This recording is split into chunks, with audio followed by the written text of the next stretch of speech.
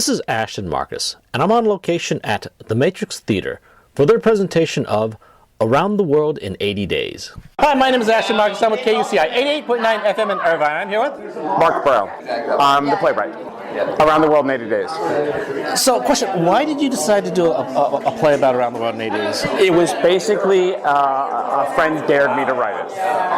It's the truth. Back in 2000, he dared me to write it. And I did, and I made it 5 actors, and 2001 had its world premiere, Utah Shakespeare, and it has run consistently since 2001. So did he bet you 2,000 pounds? Yeah, he owes me money. He still owes me money. He's still trying to pay me off. So question, first of all, Around the World in 80 Days is written by Jules Verne, and the play is pretty thick. I mean, it's like, I think they got paid by the word back then. I think they did. It was sort of tough to break it down. You know, they go to a lot of countries, and I know I cut out a few countries, and there's a crossing that they do where the big storm happens that I cut a lot of countries out, and there's a line at the end saying, I didn't believe it was possible, and the fog says it had to be possible. I threw that in just because as a joke to myself was, yeah, they had to make it there because I just cut out a bunch of countries. But yeah, it was a lot to cut out. When I first did the first act, the first draft was 2 hours. The first act. So it was almost real time. But I was able to get it down to just over 2 hours. Or about 2 hours, I guess. So question, a lot of people who listen to my show are community theater actors or they're students. Sure. What kind of advice can you help them get along, say if they want to start doing some writing or they want to start something like that? To do some writing, it really is just do it. I mean, just get out there and write every day is a great thing. And then steal from people. It's a great, everyone will tell you that good writers borrow and great ones steal. But I think it's really important. Writing every day was advice given to me by David Ems, who's the founding artistic director of South Coast Rep. He said, just write every day, and which I try to do. And I think that's and then get friends over to read it. Give them food, bring friends over, and hear it out loud. And then know that it's a process. And then you rewrite. It's all about rewriting. Now, comedy in theater is very hard because there's so much competition with the movies and TV, and they get paid a lot of money in movies. They don't get paid as much in theater, so you won't have a whole lot of great actors. Well, I mean, we got good actors, but not great actors like Robin Williams or somebody. Did you purposely make this designed like a classical comedy? Because I see a lot of like you have a harlequin or a clown escorting them throughout the entire thing. The lead actor, he's more of a straight man and all that. Did you purposely do that, or did this just develop it by itself that way? I think it sort of developed that way. I think a lot of that is Verne. When I made Detective Fix much funnier than he is in the book, and I wanted Fogg is the only character, the actor that only plays Fogg. He's the only one he only plays one character. Everybody else plays multiple characters. So I wanted to just spin around him. That's sort of a storm around him. So he is always the solid one, and everything swirls around him. But I think, as a classic theater, I just think that just sort of happened by dumb luck. Okay. Well, I really enjoyed myself tonight. You did a great job. Thank you very much for being on the show. Oh, thank you very much. Hi, my name is Ashton Marcus. I'm with KUCI 88.9 FM in Irvine. And I'm here with? I'm Allison Bibakoff. I'm the director of Around the World in 80 Days. I was an actress, dancer, turned choreographer, director. So I had a lot of fun performing after I graduated from UCLA's theater department. And I toured with the national tour of Swing and had some fun performing. And then I turned into choreographing, which is really directing with dance. You're really telling a story through dance. And now I direct and choreograph. So why did you decide to do this piece? Oh, goodness. Because I absolutely love it, because it's hysterical, because it's smart, because it's entertaining, and because it allows a director so much creativity. You could see the show 10 times and see it 10 extremely different ways, so it leaves a lot up to the director and what they want to bring to the material.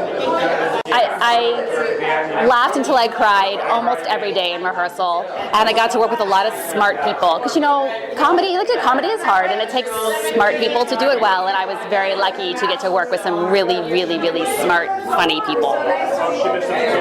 Well, I enjoyed myself very much tonight. It's a piece in which, well, you know, it's hard to find really good comedy. You found this was actually very good. Another question I have for you, as a director, the hardest thing you have is casting. What do you look for in your casting? Oh, what do I look for? Well, I guess I look for two things, I think.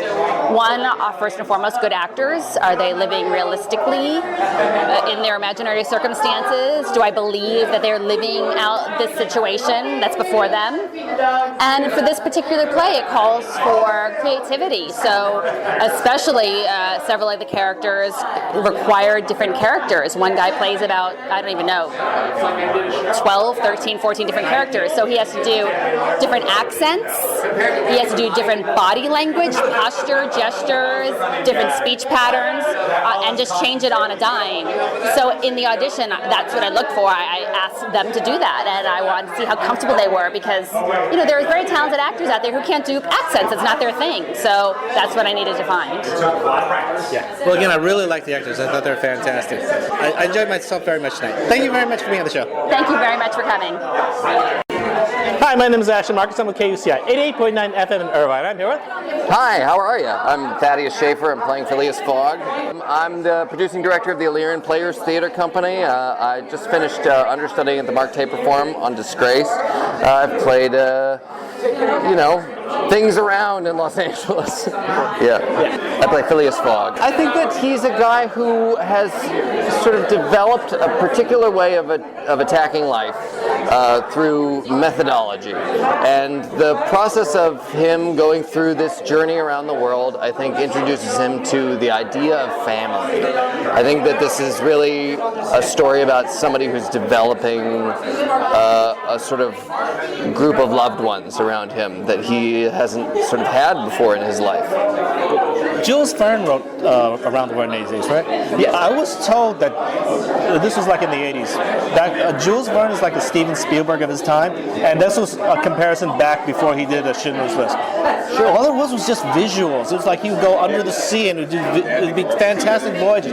You'd see wonderful lands and all that, but it wasn't really as deep, or as say King Lear or something like that. It was more like a movie of his time. But what do you think of that?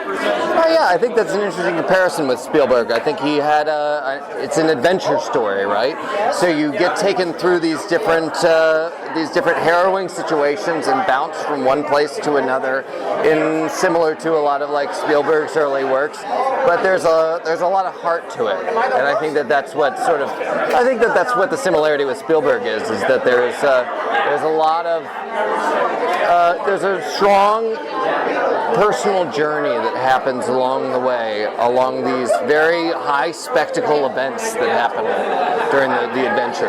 Yeah. It was very interesting tonight when I was looking at this, because I was always thinking you're trying to do almost like a movie, but you don't have elaborate sets, you don't have elaborate special effects, you don't have CGI. You have actors trying to do it with their voices, their bodies, and their movements. What do you think of that? I think that's the fun of this kind of a show, is that you get to really push the whole concept of theater to its limits in terms of being able to make storytelling visceral, but at the same time find creative solutions to really big problems, which is how do you transport from a train station in India all of a sudden to you're on the middle of a ship in Yokohama, you know? And so I think that finding those creative solutions for bodies in space, but also for the designers, for the set designers, for the sound designers and the lighting designers to be able to come up with ways to create that shift and on a zero budget is part of the fun of why we love theater, and part of why it kind of creates that instinctive response of ooh, you know, that sort of delight that happens when you're in a space and you see something novel for the first time. And that's what I think is really exciting for us in the rehearsal room, trying to find ways of creating that sense of transport. Comedy is probably the hardest form of theater there is. And yeah. And also there's a lot of competition with how all the great actors are going to the movies because of the money. and comedy and TV because of the money. So it's really hard to find great comedy in theater. But again, it's also a formula in itself because it's so hard to do comedy compared to drama and all that. But you guys did pretty well. You guys did very good timing. You guys did good voices. You're all pretty good actors in that genre. So I thought you guys were fantastic. Thank you so much. We love comedy and we love exploring. All of us really like digging into bits. We like finding ways that we can take a moment and turn it into something that can sort of be mined for comedy, and so, but also work well within the story. And I think that one of the things that I've loved about working with this cast and with this director is being able to have the freedom of saying, like, okay, I feel like there's something here. I feel like there's something that we can explore here. Let's take a moment and see if we can find out what the funny moment is here. And a lot of what you saw tonight that I felt like did pop came out of that collaboration. Seriously? You were actually playing the lead here. Now the lead is not the key character in the comedy. It's actually the harlequin, the clown, the comedian that goes all the way through and does all the bits. Do you prefer that role, the guy who actually carries the show, who transports you through, or do you prefer where you're the leading guy and the big name? I don't know. Allison was teasing me the other day with it. She was like, "You don't like playing the straight man, do you?" I think that I do sometimes have a push-pull relationship with playing the straight man, but it's what I end up playing most of the time. But I think that both Fix and Passepartout are kind of these like dueling Harlequino kind of characters. I think you're right about that. And they are these sort of like rascals who are both competing and vying against each other and having this sort of competitive relationship. But whenever I play these sort of like still silent lead characters, it's fun to find the heart and try to find the arc of it. And so that has its joys too. Yeah. Well, I really liked your performance. I thought you guys did a really good job. Thank you very much for being on the show. Thank you so much. Hi, my name is Ashton Marcus. I'm with KUCI 88.9 FM in Irvine. I'm here with Gabriel Oliva. I'm from San Diego, California. I'm half Spanish from Spain, and I went to college and studied acting at USC. Yeah. I play the role of actor one, but he actually does 18 different characters. Yeah. So what's your take on this play? My take on this play? It's actually an incredible adaptation of the novel. I don't see how it could be done any way else. And it's a great treat for the actors because we get to do what we like to do best, which is do funny voices. So I have a blast. I loved you. I thought you were fantastic. Thank you. Yeah, because basically in comedy, it's not the leading guy who's actually the actor one. It's not that. It's actually this clown, this comedy guy who takes you through the entire show, and he does all the goofy voices, all the character changes, and that was you, and you did a fantastic job. Oh, thank you so much. It was an interesting process because I started running out of voices at like the 15th character, so I'd like go back and figure out how to do the rest of them. But I mean, I never have gotten to do this before. It was a delight. Yeah. You actually remind me I guess I'd put you actually in the shadows of Robin Williams and of Jim Carrey and Jonathan Winters, because they all did voices, and you actually did a very good job in regard to that. Thank you so much. That's quite a compliment. So I really appreciate it. Thank you. So if my viewers decide to come by and see this show, what should they expect to see? They should expect to see a bit of a tongue-in-cheek show. It's really fast-paced. There's a lot happening, and you'll see us just having fun and barely keeping our sanity. But it's a roller coaster of a show, and it's kids friendly, but it's also plays to adults. It's really, I don't know, it's just a lot of fun, I'd say. Yeah. Okay. Once again, I loved your performance. I thought you were fantastic. Thanks so much. Yeah. Thank you very much for being on the show. Absolutely. Thanks so much for having me. Hi, my name is Ashton Marcus. I'm with KUCI 88.9 FM in Irvine. I'm here with Brian Stanton. I am a stage actor. For the past 7 years, I've traveled with my one-man show named Blank all over the United States and into Canada. It tells the story of my adoption and my search for identity. And so I love theater. I love performing and showing the whole physical body up there rather than just a close-up on film. Okay, and which character did you play? Detective Fix. among others. I play the young Parsi, the elephant owner, Andrew Stewart, and several others that may pop up along Phileas Fogg's journey around the world. Detective Fix has a goal, and he's very smart. He knows exactly what he wants. And he'll bumble his way through the world and stumble and stutter and find his way until he gets his man. You know, in classical theater, the classical comedy, they always have like the aristocracy who just is fools, and the servants who are a lot smarter. I looked at you as being the aristocracy character. Yes, I think that would be a good way to describe it. Yeah, no, it's a lot of fun. It's a very physical role, and I like bringing some of that, classic theater into it. Some of even a touch of commedia into it. It's a physical piece, and I love bringing that alive. Actually, for my viewers who aren't that familiar with the comedy, like Comedy dell'arte and all that, and clowning, and harlequinos and all that, what is the classical comedy? Oh, what is the classical comedy? Yeah. Well, if you're talking about commedia, it's almost working from the outside in. There are two ways you can work, from the inside out or the outside in. And if you are doing a clown type role, and I'm not talking about a clown that juggles, a clown type role where you create some kind of external thing and you let it shape your body, and then let that feeling of your body move inside, and that brings out the character from within as well. You guys carried the entire show. Is that actually not the lead that carries the show? It's actually the harlequino. Yeah, because almost, yeah. Well, yes, in this show, the lead kind of just travels all over the stage and is affected by all these other characters that run into his life, and how does he respond to them? How do they affect him? And you're right. I think that's a good point that you're making. And all of us are changing characters every second, and then here he is, right here, Phileas Fogg, standing right next to me. How should I affect him? Yeah. Now, once again, I thought you were fantastic. You did a really good job in your comic. Your comic timing was fantastic. I liked your physical comedy too. Thank you. Yeah. So, you know what? I think physical comedy is important, and even if you're doing drama, I think physicality in the theater is important because you see the whole body. So that's what I like. Okay. Yeah, I really love you guys. Thank you very much for being on the show. Thank you. Thank you for doing this. Nice to meet you. It's a pleasure. Hi, my name is Ashton Marcus. I'm with KUCI 88.9 FM in Irvine. I'm here with Michael Uribes. I'm originally from the Bay Area, San Jose, California. I moved to Los Angeles to attend the American Academy of Dramatic Arts, and I've been, working pounding the pavement ever since. I play Passepartout, actor number 3. He is pretty much his own pocket knife. He is everything you need when you need it. He reaches into that bag and he'll pull whatever you ask for it, and he'll pull it out of that bag for you. I'm told in classical comedy they have these things in which, or in classical comedy, they have these things where, the aristocracy, they're a bunch of fools, but the servants are actually smarter than them are. So I see you guys playing into that.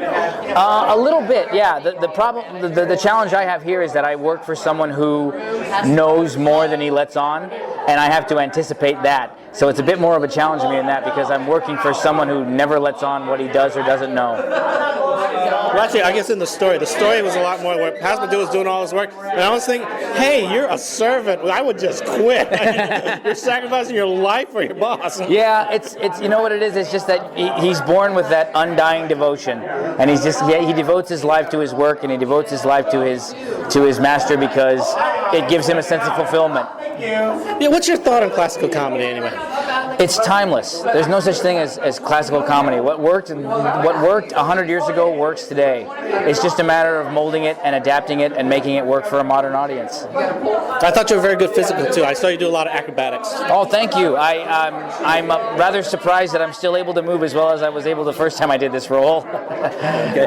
Well, once again, I really enjoyed myself tonight. Thank you very much for being on the show. My pleasure. Thank you for coming.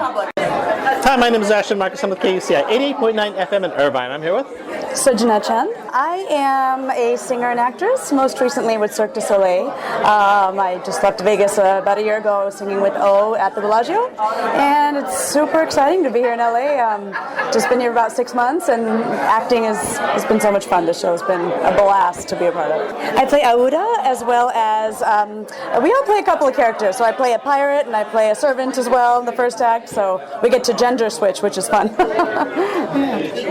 Aouda is, she's stronger than one might imagine when she's first rescued from the burning pyre in India. She's an Indian princess, and she falls in love with fog, and she really kind of finds her own mind, her own spirit, I think it's nice that it kind of defies the stereotype of this obedient, quiet Indian wife. She's very strong. She actually ends up in the end proposing to Fog, which is an interesting twist in the story. So. I think you may be the first female person of Indian heritage that I've interviewed in theater. The first person. I have like 200 shows now that I've done, and you're probably the first, at least the first lead that I've ever interviewed. Oh, well, I guess it's great. I'm happy. I hope that changes more as we progress. I think with Actors Equity, there's about 5% of us that are Asian actors, and it's. I hope that there'll be more and more work, and it seems to be that I feel like in the past year there's been a bit of a I don't know what the right word is, but a little more of an open mind toward casting.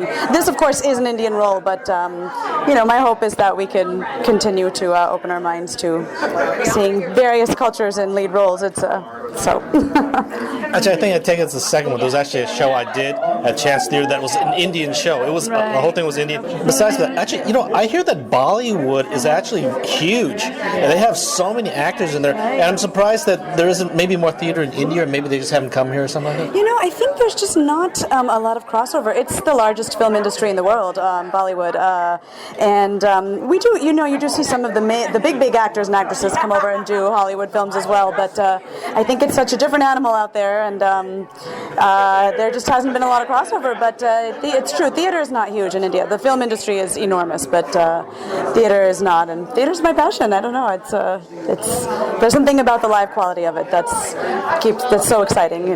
What's your thoughts on comedy in theater? Comedy in theater, it's improvisation is so important. Just being able to be in the moment and roll with the punches, and whatever happens, pick it up and fly with it. And these actors that I've had the pleasure of working with are absolutely amazing at that. I'll admit it's a little bit newer for me. Most of my career has been with singing, but it's just so much fun, and you really have to give yourself over to absolutely being in the moment and going with that, because there's no second take, right? You have to, but just improv, and be in the moment. So I think comedy is quite possibly one of the hardest forms of theater. You can't depend on it's timing, it's physical, it's expression, it's everything wrapped into one. So I'm very blessed to have worked with these guys. They're great. They're really wonderful. Well, actually, I enjoyed myself tonight. I thought you guys were quite funny, and theater-wise, it's actually very classical comedy. So you actually did a very good job. Thank you very much. Thank you. It's nice to meet you. Have a great night. Thank you very much for being on the show. Appreciate it. Thank you. Around the World in 80 Days will be playing at the Matrix Theater from September 7th to October 16th. For more information, go to www.matrixtheater.com.